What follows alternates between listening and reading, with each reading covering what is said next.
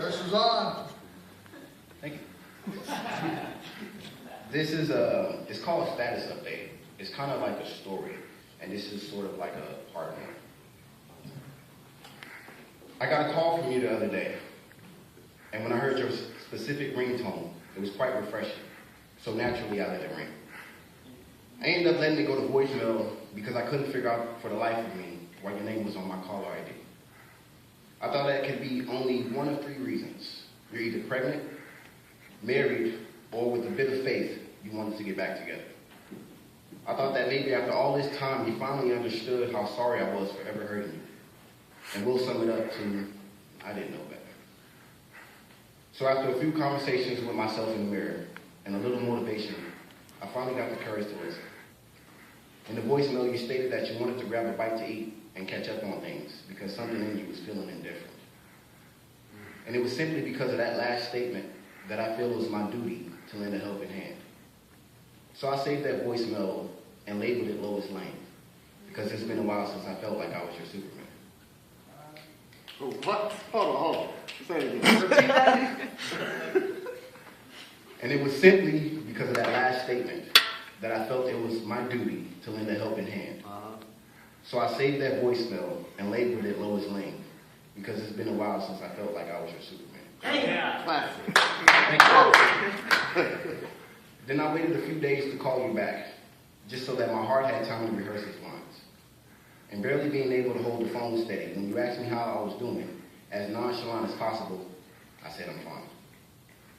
As the conversation furthered, with my heart racing faster each second, we began to pick a place, time, and a day that we could meet. So I picked a Chuck E. Cheese on a Tuesday afternoon. Yeah. Just in case it was bad news, it would be discreet.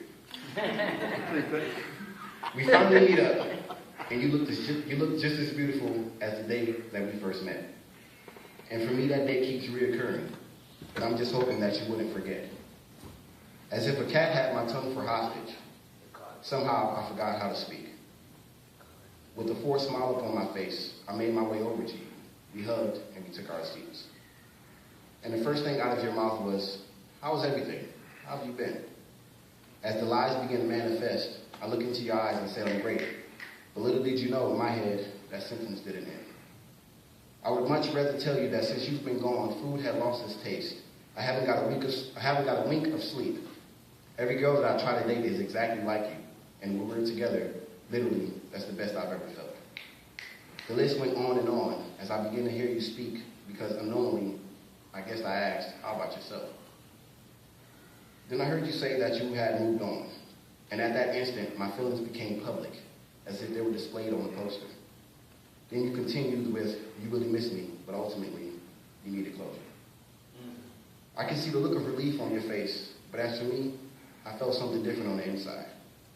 Unable to finish this conversation, I made an excuse to leave because I knew this would be our final goodbye.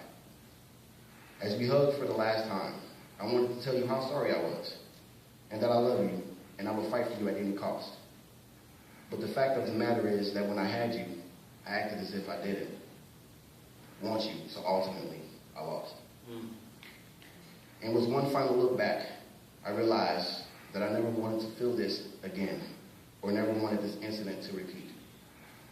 So the next poem that I write will be entitled, "To the Next Woman That Falls in Love with Me." Thank you.